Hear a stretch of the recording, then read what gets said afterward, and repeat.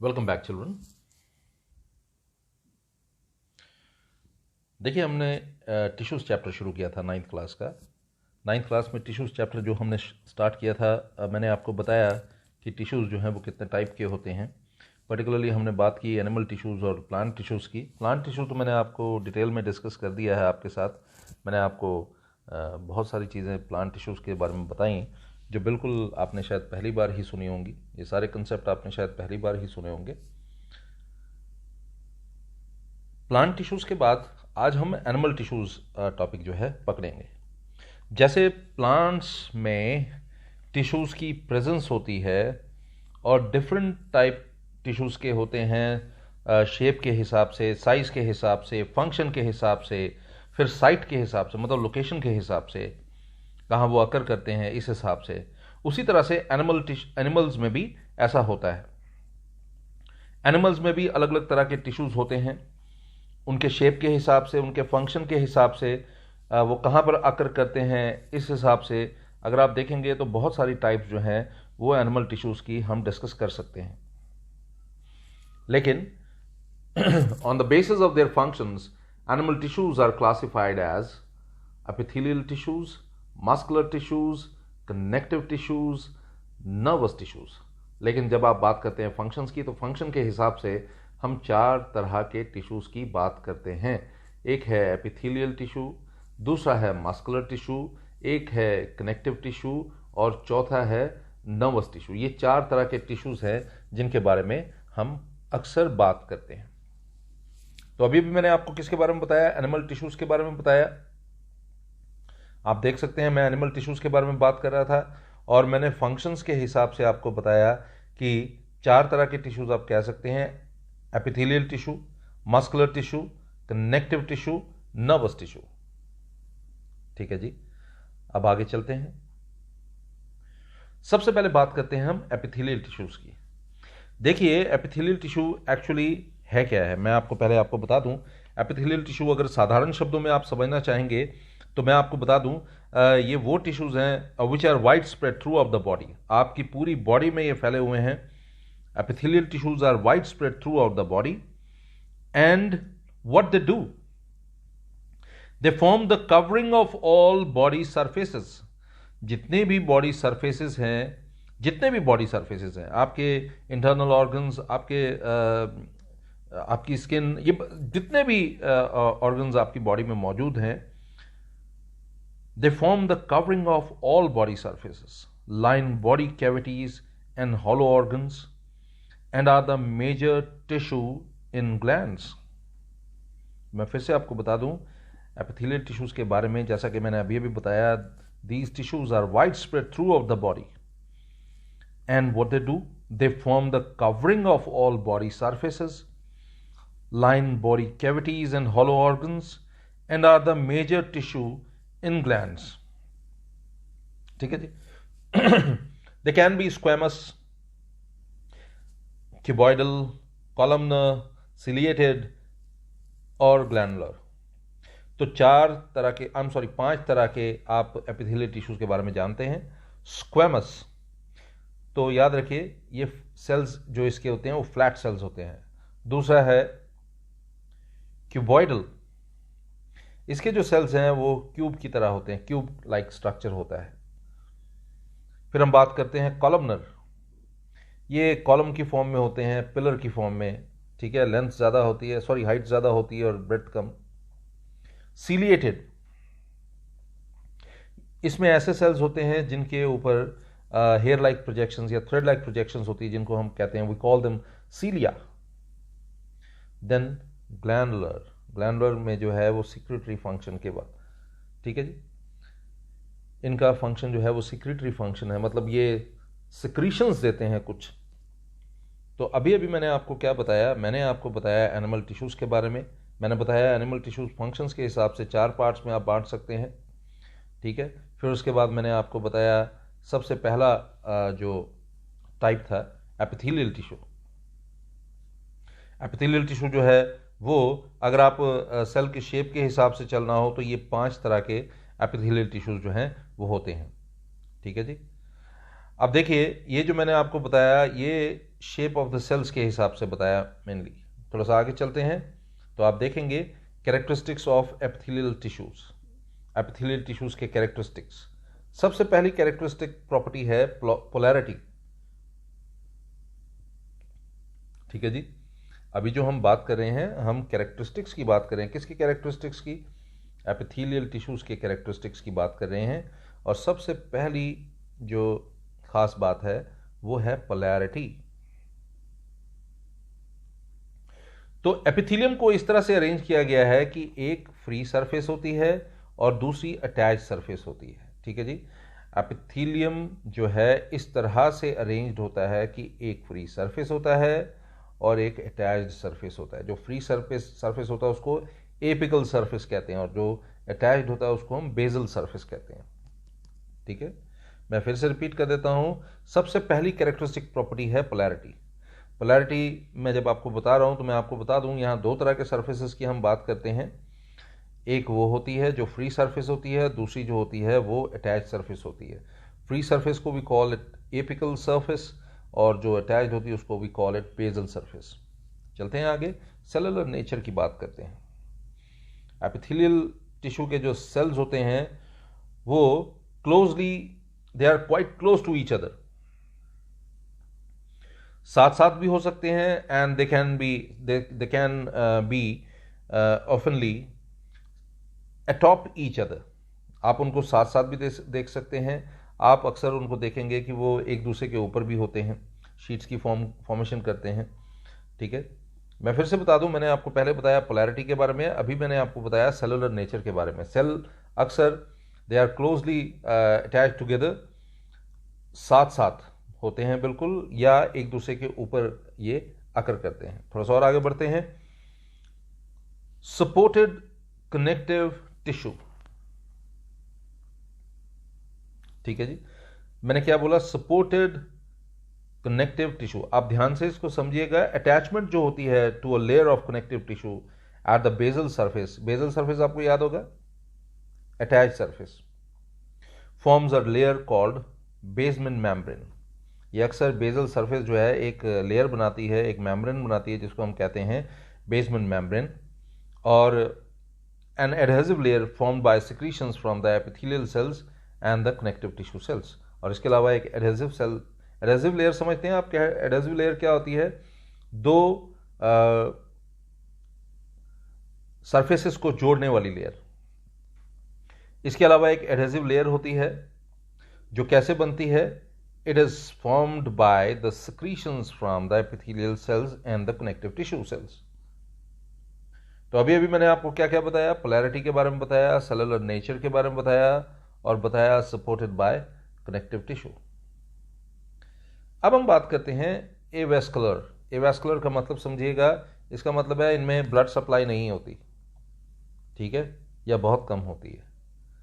फिर हम बात करते हैं रीजनरेशन की। रीजनरेशन का मतलब है एपिथेलियल सेल्स की एक खास बात होती है, अगर इनको प्रॉपरली नरिश करेंगे आप, अगर इनको नरिशमेंट प्रॉपरली मिल रही होगी, यानी कि आपकी डाइट अच्छी होगी, अगर आप एक वेल बैलेंस्ड डाइट लेते होंगे तो आपकी बॉडी को जो नरिशमेंट मिलती है वो एपिथेलियल सेल्स को हेल्प करती है रीजनरेशन में। एब्सेंस ऑफ नर्व्स, ठीक है, एक और खास बात है, इनमें नर्व्स भी जो है वो एब्सेंट होते हैं except for few axons in the deeper layers. ठीक है जी, मैं फिर से आपको बता दूं, मैंने अभी आपको क्या बताया? एनिमल टिश्यूज के बारे में बताया, उसकी 4 टाइप्स हमने बात की। फिर हमने बात की सबसे पहली टाइप एपिथेलियल टिश्यू के बारे में। फिर मैंने आपको बताया सेल लेयर्स और शेप के हिसाब से अगर बात करें तो ये 5 टाइप्स हैं टिश्यूज के। कैरेक्टरिस्टिक फीचर्स हमने डिस्कस किए, polarity, cellular nature, supported by connective tissue मैंने आपको बताया। फिर उसके बाद बताया avascular, regeneration, absence of nerves. ये कुछ कैरेक्टरिस्टिक फीचर्स हैं एपिथेलियल टिश्यूज के। ठीक है जी, फंक्शंस क्या है एपिथेलियल टिश्यूज के? ये जो पार्ट है ये मैंने आपकी बुक से ही ली है। आप जो पॉपुलर बुक यूज में लाते होंगे ये उसी का पार्ट है, वहीं से ये क्लिपिंग ली गई है। तो मैं आपको बता दूं फंक्शंस ऑफ एपिथेलियल टिश्यूज। ये the cells of body surface form the outer layer of skin, है ना। ये मैंने आपको पहले ही बताया कि जो सेल्स होते हैं बॉडी सरफेस पर, जिसको एपिडर्मिस कहते हैं हम, it forms the outer layer of the skin. Skin की बाहर वाली लेयर इसी के कारण बनती है। और आपको मैं बता दूं, ये जो बाहर वाली लेयर होती है, ये कोई आम लेयर नहीं होती। ये इसके नीचे वाली लेयर को, सेल्स की इसके नीचे वाली लेयर्स को प्रोटेक्ट करने के लिए हेल्पफुल होती है। उसको ड्राई नहीं होने देती, इंजरी से बचाती है और केमिकल इफेक्ट से बचा कर रखती है। इस तरह से ये क्या करती है, ये उसको प्रोटेक्ट करती है। और एक और बात बता दूं, आपको पता है आसपास के माहौल में बहुत सारी डस्ट होती है, बैक्टीरिया होते हैं, वायरस होते हैं। इन सब से भी ये जो सबसे ऊपर वाली लेयर होती है सेल की, ये अंदर वाली लेयर्स को बचा कर रखती है। ठीक है जी। तो सबसे पहला काम क्या है, ये जो एपिडर्मिस जो है, मैंने आपको बताया, ये एपिथेलियल टिश्यूज जो हैं, ये बेसिकली किसकी फॉर्मेशन करते हैं, एपिडर्मिस की फॉर्मेशन करते हैं। और ये एपिडर्मिस जो है, ये बाहर वाली लेयर की फॉर्मेशन करता है स्किन की, जो अंदर वाली लेयर को सूखने से, मतलब it protects it from drawing, injury and chemical effects. इसके अलावा आसपास जो वायरस होता है, बैक्टीरियल इन्फेक्शन से भी बचाने के लिए ये पार्ट जो है एक एक्टिव रोल प्ले करता है। थोड़ा सा आगे चलते हैं। अगर बॉडी के अंदर आप बात करते हैं तो एपिथेलियल सेल जो है हमारी माउथ की लाइनिंग, एलिमेंट्री कैनाल की लाइनिंग, और इसके अलावा जो इंटरनल ऑर्गन्स हैं उनके बाहर की लाइनिंग की फॉर्मेशन जो होती है, ये एपिथेलियल सेल से ही होती है। एपिथेलियल टिश्यू का एक और काम होता है क्या, absorption of water and nutrients. Intestine की इंटरनल लाइनिंग जो है वो इससे बनी होती है। तो एब्जॉर्प्शन ऑफ वाटर और न्यूट्रिएंट्स जो है वो भी यहाँ इसके कारण पॉसिबल हो पाता है। इसके अलावा एक और बड़ी बात है एपिथेलियल टिश्यू की, it helps in the elimination of waste products. ठीक है जी। ये जिन पार्ट्स में वेस्ट प्रोडक्ट्स की फॉर्मेशन होती है, वहाँ से वेस्ट प्रोडक्ट्स को एब्जॉर्ब करके जहाँ तक, जिस डेस्टिनेशन तक पहुँचाना होता है वहाँ पहुँचाता है। ठीक है जी। Some epithelial tissues perform secretory function, ये भी आपने याद रखनी है। कुछ एपिथेलियल टिश्यू ऐसे हैं जो सिक्रेटरी फंक्शन परफॉर्म करते हैं। ठीक है जी। इसका भी आपने याद रखना है। कुछ एपिथेलियल टिश्यू जो है दे परफॉर्म सिक्रेटरी फंक्शन, ये सिक्रेटरी फंक्शन परफॉर्म करते हैं। मैंने आपको बताया शायद शुरू में ही कि ग्लैंड्स की फॉर्मेशन करते हैं। ये ग्लैंड्स जो हैं कुछ सिक्रेशंस देते हैं, चाहे स्वेट ग्लैंड हो, सलाइवरी ग्लैंड हो, या कुछ भी हो। ओके, मैं फिर से आपके लिए बता दूं, फंक्शंस जो हैं एपिथेलियल टिश्यूज के बहुत ही इंपॉर्टेंट हैं। जो स्किन की बाहर वाली लेयर है वो अंदर वाली लेयर को प्रोटेक्ट करने में हेल्प करती है, और ये किससे बनी होती है, एपिथेलियल टिश्यू से बनी होती है। ठीक है। इसके अलावा मैंने आपको बताया lining of mouth, alimentary canal और जो बहुत सारे इंटरनल ऑर्गन्स हैं उनकी बाहर की लाइनिंग जो है इससे बनी होती है। एपिथेलियल टिश्यू जो है इंटेस्टाइन्स की अंदर वाली लाइनिंग जो है वो मैंने बताया एपिथेलियल टिश्यू से बनी होती है। तो एब्जॉर्प्शन ऑफ वाटर, न्यूट्रिएंट जो है उनके कारण पॉसिबल हो पाता है। बहुत सारे वेस्ट प्रोडक्ट जो हैं वो हमारी बॉडी जो है वो एब्जॉर्ब करती है। ठीक है। तो वो एब्जॉर्प्शन का फिनोमेना जो है वो किसके कारण हो पाता है, एपिथेलियल टिश्यू के कारण हो पाता है। फिर उसके बाद मैंने आपको बताया कि उसको डिफरेंट जो उनके टारगेट ऑर्गन होते हैं, जहां पर वहां को पहुंचाना होता है उन वेस्ट प्रोडक्ट्स को, उनको पहुंचा दिया जाता है। ठीक है।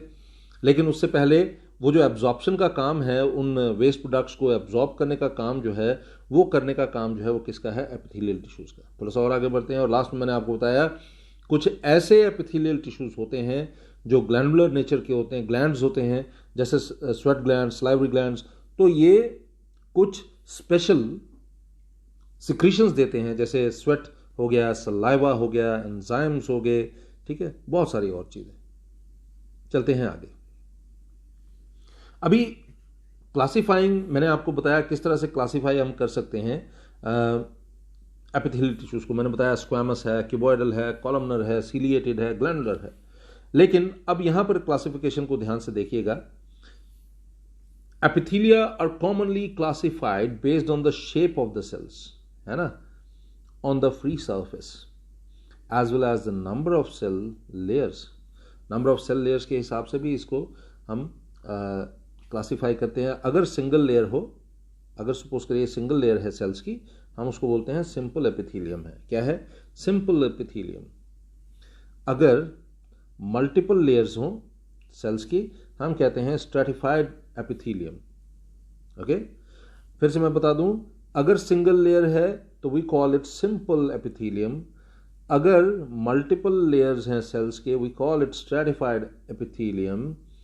और एक और बात बता दूं, एक और तरह का एपिथेलियम है जिसको हम बोलते हैं सीरो स्ट्रेटिफाइड। अब सीरो स्ट्रेटिफाइड एपिथेलियम जो है it pretends to be stratified, ये ऐसा दिखावा करता है, ये ऐसा लगता है कि ये स्ट्रेटिफाइड है, लेकिन वो होता नहीं है।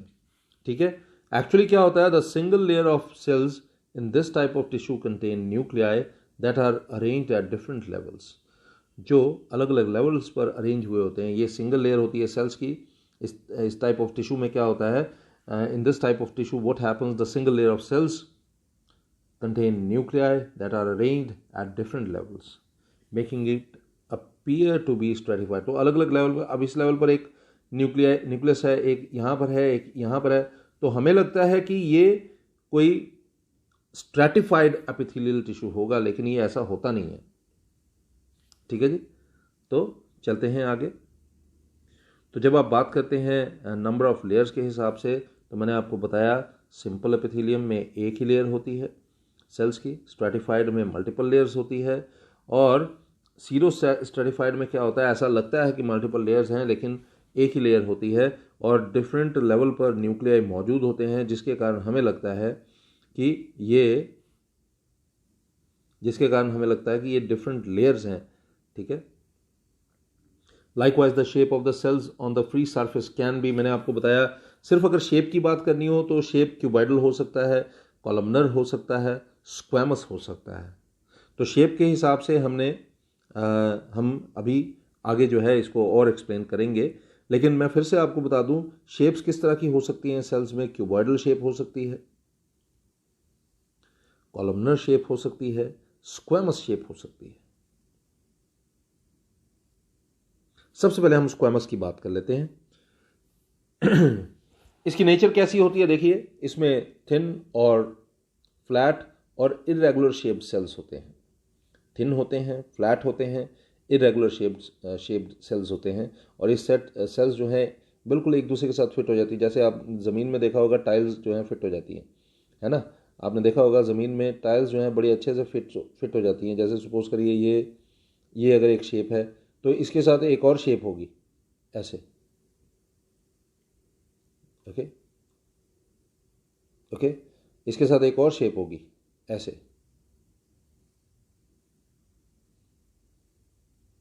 तो जैसे ये चार टाइल्स हैं, सपोज कर लिए चार टाइल्स की तरह ये एक दूसरे के साथ अरेंज होगी। That is why they are known as pavement और टेसलेटेड एपिथेलियम। कहाँ पर अकर करते हैं मैं आपको बता दूं, ये डेलिकेट लाइनिंग जो होती है कैविटीज़ की, जैसे माउथ हो गया, इसोफेगस हो गया, नोज हो गया, पेरिकार्डियम हो गया, एल्वियोलाई हो गया, ये सब जो है इसकी फॉर्मेशन जो है इनके कारण होती है। इसके अलावा डेलिकेट लाइनिंग जो ब्लड वेसल्स की होती है, या टंग की कवरिंग या स्किन की कवरिंग जो है, वो भी स्क्वैमस टिश्यूज़ के कारण ही पॉसिबल हो पाती है। फंक्शन क्या है, फंक्शन मैं आपको बता दूं, it protects underlying part of body against abrasion, entry of germs और केमिकल्स। अब कुछ फिगर्स इसकी देख लीजिए। अगर आपको कभी ड्रॉ करने के लिए फिगर आ जाए तो आप ये सिंपल फिगर बना लीजिएगा, that is more than sufficient. अगर आप इनको इसके नीचे देखेंगे, माइक्रोस्कोप के नीचे देखेंगे, तो ये कुछ इस तरह से ये फिगर आपको दिखाई देगी। ठीक है जी, चलते हैं आगे। अब हम बात करते हैं क्यूबॉइडल एपिथेलियम की। तो क्यूब लाइक स्ट्रक्चर होता है इनका सेल्स का, और बताने की ज़रूरत नहीं है। अगर सेक्शनल व्यू इनका देखेंगे तो ये स्क्वायर की तरह होती है, और अगर सरफेस व्यू देखेंगे तो हेक्सागन की तरह होती है। याद रखिए, अगर इनका सेक्शन व्यू देखेंगे स्क्वायर की तरह है, अगर इनका सरफेस व्यू देखेंगे तो हेक्सागन की तरह है। मैं फिर से बता दूं, अगर इनका सेक्शन व्यू देखेंगे तो ये स्क्वायर की तरह है, अगर आप इनका सरफेस व्यू देखेंगे तो ये हेक्सागन की तरह है। थोड़ा सा और आगे बढ़ते हैं, अकरेंस की बात करते हैं। ये कहाँ पर अकर करती है, सलाइवरी डक्ट्स में, पैनक्रियाटिक डक्ट्स में, सलाइवरी ग्लैंड्स में, स्वेट ग्लैंड्स में, थायराइड ग्लैंड्स में। इसके अलावा ये ओवरीज को भी कवर करती है, और इसके अलावा the lines of sperm producing tubules, ऐसे टिब्यूल्स जो स्पर्म प्रोड्यूस करते हैं, उनकी भी लाइनिंग जो है इनके कारण ही हो पाती है। किसके बारे में मैं बता रहा हूँ, क्यूबॉइडल एपिथेलियम के बारे में बता रहा हूँ। ठीक है जी, चलते हैं आगे। फंक्शन क्या हो सकता है? एब्जॉर्प्शन इनका फंक्शन है, प्रोटेक्शन प्रोवाइड करना इनका फंक्शन है, सिक्रीशन। वैसे मैं आपको बताऊं, प्रोटेक्शन आप देखेंगे हर जगह ये लाइन, ये वर्ड जो है हर एक के फंक्शन में ये यूज़ किया गया होगा। खैर, सिक्रीशन भी इनका फंक्शन है, एक्सक्रीशन इनका फंक्शन है, और गेमीट फॉर्मेशन भी जो है वो इन्हीं का फंक्शन है। शेप देख लीजिए आप, क्यूबॉइडल एपिथेलियम की हम बात कर रहे हैं। चलते हैं आगे। अब हम बात करते हैं कॉलमनर एपिथेलियम की। देखिए, कॉलमनर एपिथेलियम को कॉलमनर एपिथेलियम क्यों कहा जाता है? Because it is taller than broader. ठीक है, आप देखिए इनकी इनकी हाइट जो है इनकी ब्रेड्थ से ज़्यादा है ना? इनकी हाइट जो है इनकी ब्रेड्थ से ज़्यादा है, that is why they are known as columnar epithelium. कहाँ पर अकर करते हैं आप ये भी देखिए, ये फॉर्म करते हैं lining of stomach, intestine and gall bladder. इसके अलावा they form lining of mammary gland, ducts and parts of urethra. Function, protection, मैंने बताया आपको हर जगह आप ये चीज़ देखेंगे, एब्जॉर्प्शन एंड सिक्रीशन। ठीक है जी, फिर से देख लेते हैं नेचर क्या है। सेल्स जो है taller than broader, nuclei generally elongated है इनका along the long axis of cells. Occurrence कैसे अकर करती है? It forms lining of stomach, intestine and gall bladder. इसके अलावा it forms lining of mammary gland, ducts and parts of urethra, helps in protection and absorption and secretion. ये देख लीजिए आप, ये कॉलमनर है ना? आप देख रहे होंगे, ये देखिए, यहाँ पर साफ दिखाई नहीं दे रहा लेकिन ये इस तरह से है कुछ। ठीक है जी, ये कुछ इस तरह से है। मैं फिर से बता दूं, ये सेल कुछ इस तरह से होगा। ओके, यहाँ पर भी देख लीजिए, ये सेल्स कुछ इस तरह से होंगे। तो कहाँ पर देखिए, ऑर्गन देखिए, मैंने यहाँ पर बताया हुआ gall bladder, epithelium, simple columnar. ठीक है, ये सिंपल कॉलमनर एपिथेलियम का एक उदाहरण है स्मॉल इंटेस्टाइन में।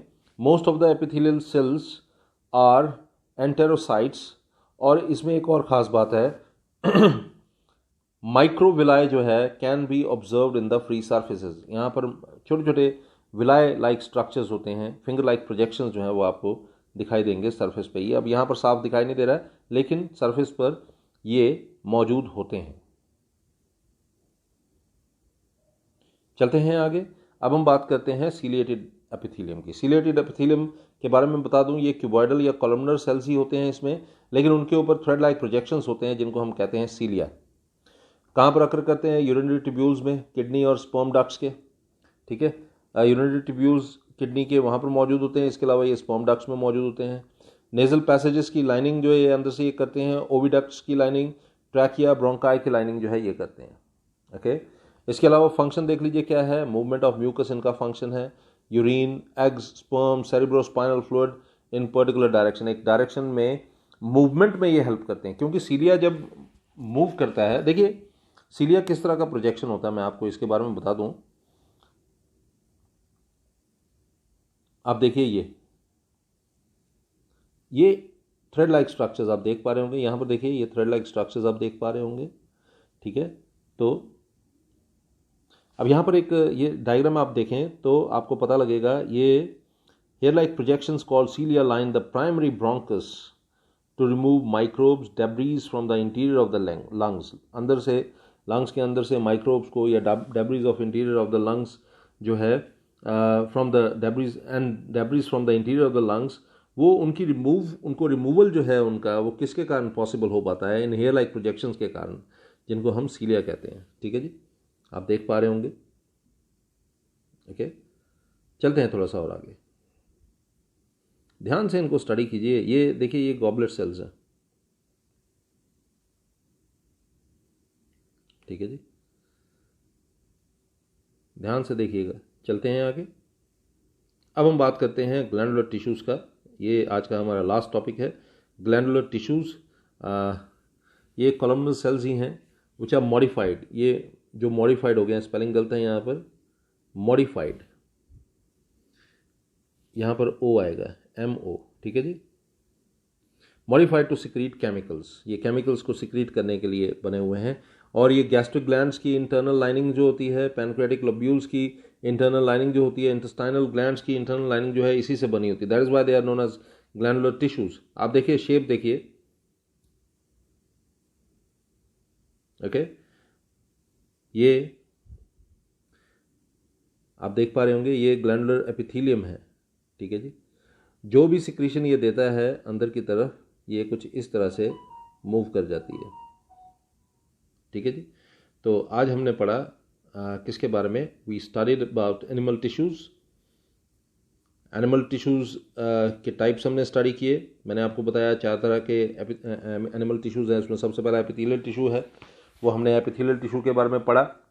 फिर हमने उसके कैरेक्टरिस्टिक फीचर्स पढ़े, फिर हमने फंक्शंस पढ़े एपिथेलियल टिश्यूज़ के, और फिर लास्ट में हम किस तरह से इसको क्लासीफाई कर सकते हैं वो देखा।